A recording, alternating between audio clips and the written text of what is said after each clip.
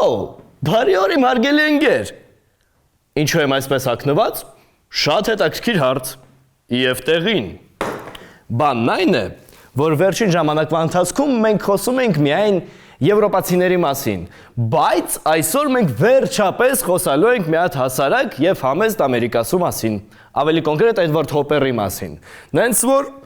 հարազատ, լավ հարմարվիր եւ թեյդ պատրաստիր, որովհետեւ ես ու դու հենց հիմա թռնում ենք Նյու Յորք։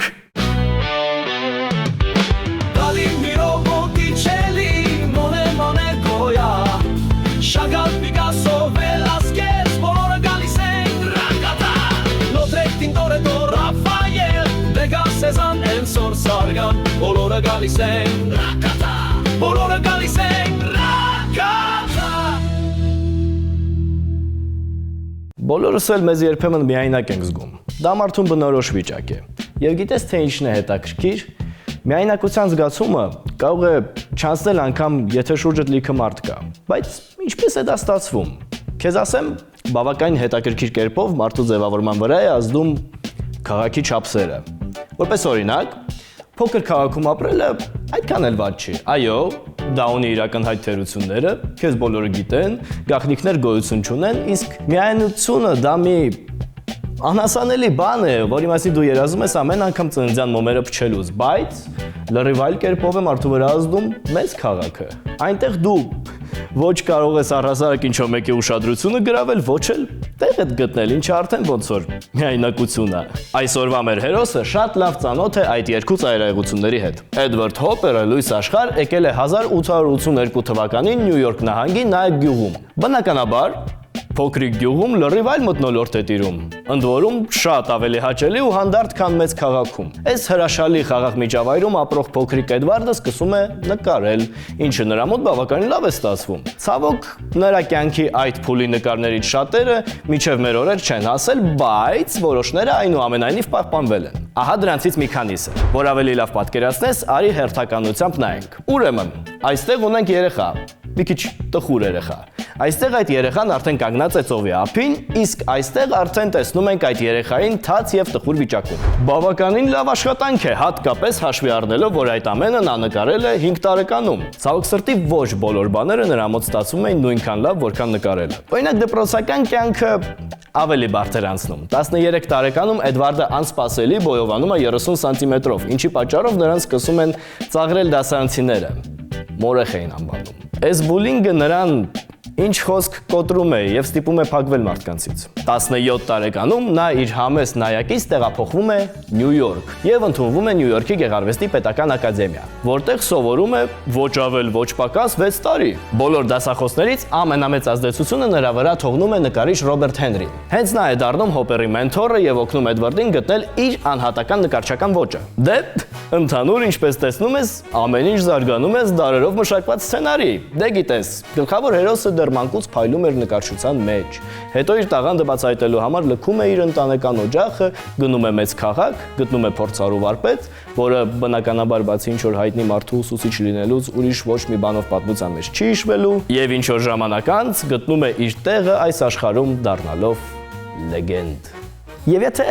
առաջին 5 կետերը Էդվարդին բավականին հեշտ տրվեցին, ապա վերջին մասով նա բավականին կաղում էր։ Հոպերը ընդհանրապես սոցիալիզացիայի հետ բավականին լուրջ խնդիրներ ուներ։ Նա էությամբ բավականին փակ եւ համեստ մարդ էր, որը ուներ շատ մեծ հակվածություն դեպի միայնակություն եւ մելանխոլիա։ Դրա համար նրան ընդհանրապես դուր չի գալիս նրա առաջին աշխատավայրը, որտեղ նրանից պահանջում էին նկարել ուրախ եւ գույնզգույն պաստառներ տարբեր հաստատությունների համար։ Նա իրեն այնտեղ ճնշված է զգում եւ ամեն օր դուրս է գալիս այնտեղից մաքսիմալ տխուր դեմքով։ Եվ գիտես, համեստ մարդու համար նման մղձավանջը կարող է անվերջ տանջանք դառնալ, սակայն Հոպերը խիզախ է գտնվում եւ 1906 թվականին որոշում է կայացնում մեկնել Փարիզ, որ այն ժամանակվա արվեստի գլխավոր կենտրոնն էր։ Պատկերացրու, 40 տարվա ընթացքում Փարիզում հայտնի էին դարձել Մանեն, Մոնեն, Սեզանը, Դեգան, Գոգենը, Լոտրեկը, Վան Գոգը։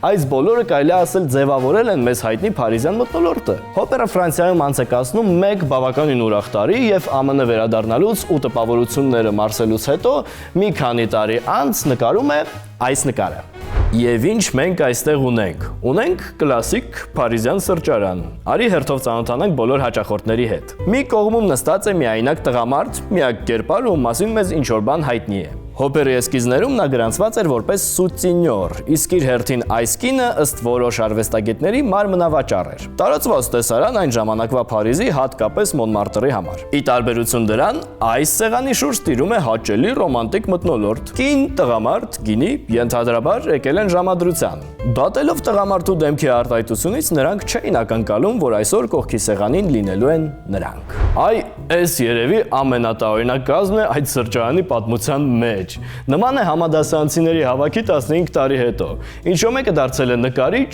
ինչո մեկի բախտը ավելի շատ է բերել, իսկ ինչո մեկի բախտը ընդհանրապես չի բերել։ Ընդհանրապես այնպիսի տպավորություն է, որ նրանց մեջ կարծես անհամար լռություն է տիրում։ Նրանց միջև ոչ մի կոնտակտ չկա, ամեն մեկը թաքցնում է իր հայացքը, կարծես գտնվում է իր սեփական աշխարհում։ Հատկապես դա վերաբերում է ծաղրածուին։ Իրավիճակի ողջ անհարմարությունը կենտրոնացած է նրա կերպարի վրա։ Սա միակ կերպարն է, որը իր աչքերի մեջ ունի որոշակի խորություն։ Այնպիսի տպավորություն է, որ նա ծանր օր է ունեցել ու եկել է սրճարան մի բան խմելու եւ հանգիստ ծխելու։ Նրա հայացքի մեջ կարելի է կարդալ. «Ինձ այս աշխարհը բացառապես հասկանալի է, եւ ես այս սրճարանում փնտրում եմ մի բան՝ խաղաղություն, հանգստություն եւ անսահման հավերժականի հետ միաձուլումից ծնվող ներդաշնակություն»։ Առաջին հայացքից սա գիշերային Փարիզի սովորական տեսարան է, բայց կերպարները մնում են մեկուսացված ու տարածված, չնայած ֆիզիկապես նույն տարածքում գտնվելու։ Հոպերը վարպետորեն է փոխանցում մարդկային միայնության զգացողությունը, առանց բառերի կամ ակնհայտ պատմության։ Նրա տաղանդը առաջին հերթին հենց այն է, որ նա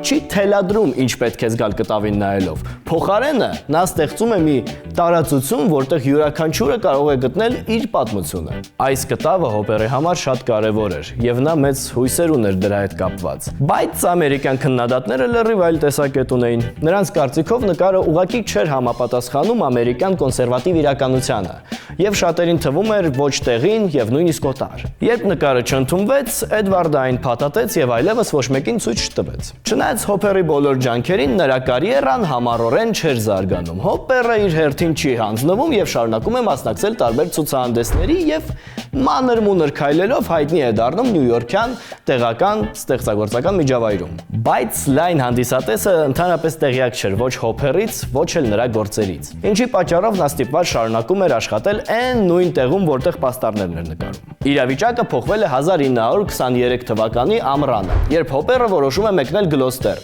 փոքրիկ ծովափնյա քաղաք, որը հարուստ էր գեղեցիկ տեսարաններով։ Գլոստերում տարին մեկ անգամ կազմակերպվում էին նկարչական ճամբարներ։ Հենց այդպիսի ճամբարում Հոպերը հանդիպում է Ջոզեֆինա Նիվիսոնին, որին հետագայում սկսում է պարզապես Ջո անվանել։ Քեզ ասեմ, նույնպես բավականին տաղանդավոր նկարչուհի։ Վերջին անգամ նրանք իրար տեսել էին հələ այն հին համասարանական վաղտերին, երբ Ռոբերտ Հենրիի մոտ էին հավաքվում։ Նրանք բավականին արագ մտերմանում են, իսկ ընդամենը 1 տարի անց ամուսնանում։ Արդյունքում Ջոն թողնում է իր նկարչական կարիերան եւ ամբողջովին նվիրվում է Հոպերին, զբաղվելով նրա առընչընթացով եւ ցուցահանդեսների կազմակերպմամբ։ Ի տարբերություն մեր ինտրովերտ ընկերոջը, Նիվիսոնը շատ շփվող եւ ուրախ անձնավորություն էր եւ ուներ բազմաթիվ ծանոթություններ նկարչական ոլորտում։ Նա կատարում է մի քանի զանգ եւ ընդամենը 2 րոպե անց Հոպերի գործերը ոչ միայն հայտնվում են Նյու Յորքի ամենապրեստիժ պատկերասրահներից մեկում, այլև անսպասելիորեն նրանցից մոտ 70%-ը վաճառվում է։ Դա Հոպերին բերում է ոչ միայն մեծ կոմերցիոն հաջողություն, այլ նաեւ իսկական ճանաչում։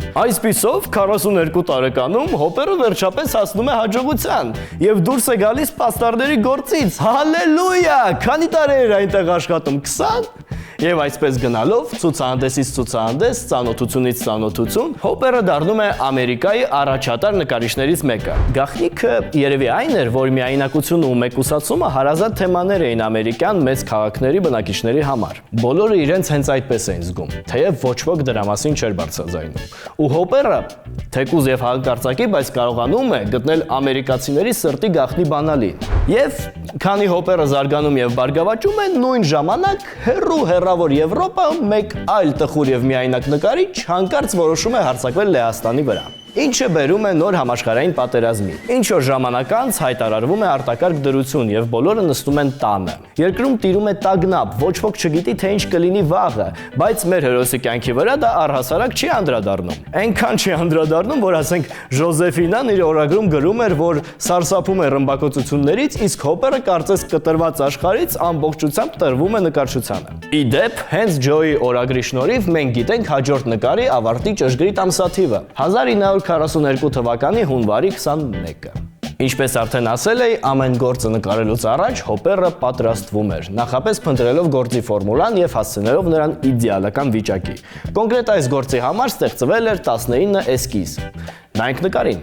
Գիշերվա ուշ ժամ, սրճարան, 4 մարդ։ Նրանց թվում է կարմրահեր կին, որի բնորդը եղել է Հոպերի կինը, տղամարդիկ, որոնց բնորդը եղել է Հոպերը օգտագործելով հայլի, եւ սրճարանի աշխատողը, ում կերպարը նման է ծովային կապիտաններին, որոնց Հոպերը հանդիպել է Քեյփ Քոդում։ Բայց ինչ այս կտավը դարձնում յուրահատուկ։ Պատասխանը պարզ է, սա պարզապես գիշերային քաղաքի տեսարան չէ, սա մարդու մասին է։ Սկսենք նրանից, որ բոլոր կերպարները գտնվում են իրենց սեփական աշխարհում։ Ինչպես նկատեցիր, դա Հոպերի սիրած հնարքն է։ Որպես օրինակ, եթե նայենք այս զույգի դեմքերին, կարելի է հետևություն անել, որ նրանք մտքերով ստեղ չեն, նույնիսկ իրար չեն նայում։ Նրանց ձեռքերը գրեթե հպվում են, բայց այդ գրեթեն հենց այն տարածությունն է, որով Հոպերը ցույց է տալիս, թե ինչքան հեռու են իրարից նույնիսկ ամենամտերիմ մարդիկ։ Նայելով տղամարդու հայացքին, կարելի է ենթադրել, որ նա շփվում է աշխատողի հետ, բայց աշխատողն էլ այստեղ չի։ Նրա հայացքը ուղղված է դեպի անհայտություն։ Իսկ այն մեջքով նստած տղամարդը ամենահետաքրքիրն է, որովհետև նրա մասին մենք ընդհանրապես ոչինչ չգիտենք։ Մենք չենք տեսնում նրա դեմքը, չենք կարող ենթադրել, թե ինչ է նա մտածում կամ զգում։ Նա այնքան մեկուսացված է, որ կարծես անտեսանելի լինի։ Հետաքրքիր փաստ, այս կերպարը ոգեշնչված է Հոպերի կյանքի դրվագներից։ Նա հաճախ էր հիշում իր երիտասարդ տարիները, երբ ժամերով նստում էր քաղաքի անկյունային սրճարանում հետևելով անցորդներին։ Մենակության եւ օտարացման զգացմանը նաեւ նպաստում է սրճարանի կոմպոզիցիան։ Նկատել էր, որ այն նույնիսկ դուռ չունի, դե կամ մենք չենք տեսնում առնվազն։ Սա պատահական չէ։ Հոպերը ստեղծում է մարդկային ակվարիում, ցույց տալով, թե որքան հաճախ ենք մենք հետևում ուրիշների կյանքին, բայց երբեք չենք կարողանում մտնել նրանց աշխարհ։ Սրճարանի լյումինեսցենտային լույսերը եւ անկյունային պատուհանները ստեղծում են թատրոնի բեմի կամ կինոէկրանի էֆեկտ։ Կան բազմաթիվ մեկնաբանություններ կապված այս կտավի հետ։ Քննադատները այն համարում են էկզիստենցիալիստական օպուս, վոյերիստական մանիֆեստ, պատերազմական վիպերգություն, ամերիկյան կենցաղ եւ վերջի վերջո, ինչպես Հոպերն է ասել, գուցե անգիտակցաբար ես նկարել եմ մեծ քաղաքի մենությունը։ Իսկ մեզ համար այս կտավը յուրահատուկ է նրանով, որ ինչքան էլ շրջապատող աշխարհը մութ եւ անհույս թվա, միշտ կա այն ծանոթ հաճելի տեղը, որտեղ կարող ես գնալ եւ ուղակի վայելել քո ջերմ եւ հարազատ մենակությունը։ Այս նկարից հետո Հոպերի համբավը հասավ արդեն համաշխարհային մակարդակի։ Իր գործերով կազմակերպվում էին ցուցահանդեսներ, կտավները վաճառվում էին, կյանքը եռում էր եւ մի պահ ամերիկյան նկարչությունը մեծ առումով սկսեց ասոցիացվել իր հետ, ինչը հետագայում իհարկե արտացոլվեց փոփ մշակույթում, օրինակ կինոյում։ Հոպերը սիրում էր կինո, եւ դա փոխադարձ էր։ Բազմաթիվ ռեժիսորներ առ այսօր օգտվում էին եւ օգտվում են նրա նկարներից, օգտագործելով նրա կոմպոզիցիոն լուծումները իրենց կադրերը ձևավորելիս։ Ամենավառ օրինակներից մեկն է Ալֆրեդ Հիչկոկը, որը օգտագործեց Հոպերի տուն երկաթուղու մոտ նկարը որպես տան նախատիպ իր Փսիխոֆիլմում։ Ահա այսպիսի բան էր։ Ինչպես տեսնում ես, վատ չի։ Միակ բանը, որի հետ պարբերաբար խնդիրներ էին հայտնվում, դա անձնական կյանքն էր։ Ինչպես արդեն նշել էի, նրանք Ժոզեֆինայի հետ ունեն շատ տարբեր բնավորություններ, եւ քանի որ Ջոն Լեովին նվիրվում էր Հոպերին, նաեւ ստիպված էր լինում կիսել նրա ինտրովերտ ապրելակերպը, ինչը ոչ միշտ է հեշտ տրվում։ Նրանք հաճախակի ունենում էին կենցաղային հակամարտություններ եւ մենամարտեր։ Հոպերի որոշ նկարներում կարելի է զգալ այդ լարվածությունը։ Նայելով նրանց տպավորությունն ստեղծվում, որ իրենց ընտանեկան զույգի միջև տեղի է ունեցել ինչ-որ ծանր խոսակցություն կամ սպասվում է այդ ծանր խոսակցությունը։ Բայց չնայած դրան, նրանք միևնույն է շատ մտերիմ են մնում եւ հաճախ հանգիստը անցկացնում են իրենց սիրած վայրում Քեյփ Քոդում, Մասաչուսեթս նահանգում գտնվող թերակղզում, որը հայտնի է իր ավազոտ լողափերով։ Այնտեղ նրանք կառուցում են տուն եւ վերջնականապես մեկուսանում նյույորքյան կյանքից։ Ու հենց այդ հանգիստ եւ հանդարտ մթնոլորտում Հոպերը ստեղծում է իր երազանքի նկարը։ Մինչ դրան անցնելը, ասեմ, որ թեև շատ կրկնեցի, որ Հոպերի նկարների հիմնական թեման մենակությունը եւ օտարվածությունն էր, սակայն ինքը Հոպերը մի անգամ տվեց շատ ավելի մետաֆիզիկական բնորոշում։ Այն ամենը, ինչ ես ուզում եի անել, պատկերել պատի վրա ընկնող արևի լույսը։ Եվ ահա ժողովուրդ, ես ձեզ ներկայացնում եմ արևի լույսը պատի վրա։ Իրականում արվեստի գործը երբեմն կարող է լինել շատ պարզ, բայց չափազանց տպավորիչ, ու սենյակները ծովի մոտ կոչվող կտավը դրա լավ վագույն օրինակներից է։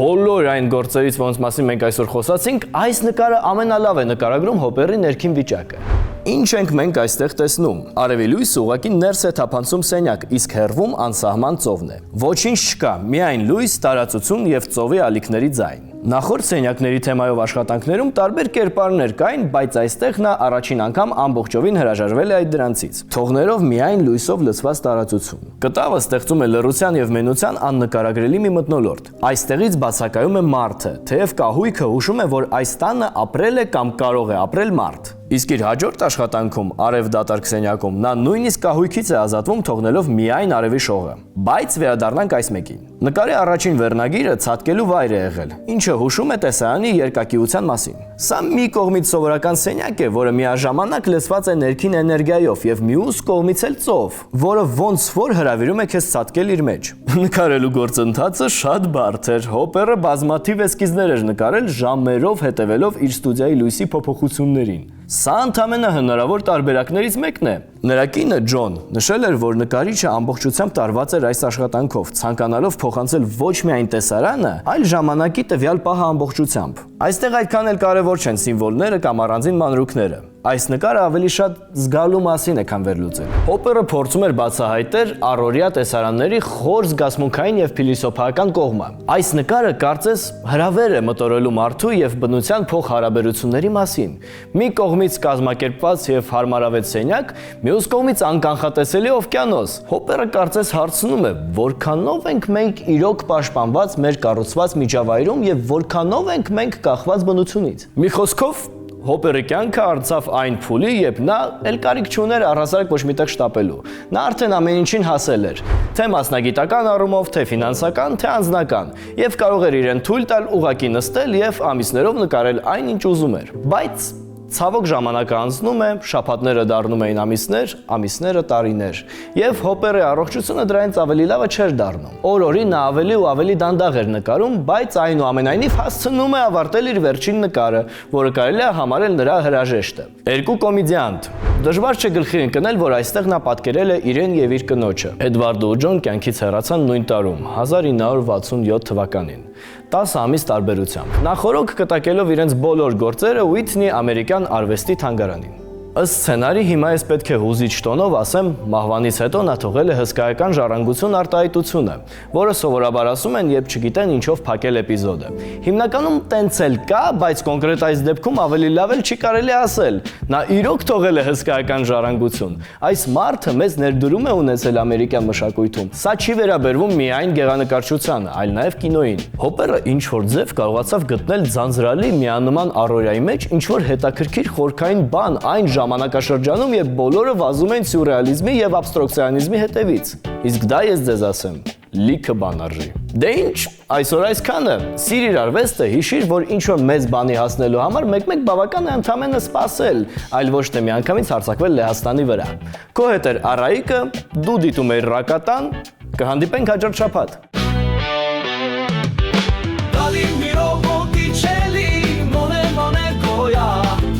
Chagall, Picasso, Velázquez, բոլորը գալիս են Ռակատա։ Լոտրեկ, Տինտորետո, Ռաֆայել, Վեգաս, Սեզան, Էնսոր, Սարգան, բոլորը գալիս են Ռակատա։ Բոլորը գալիս են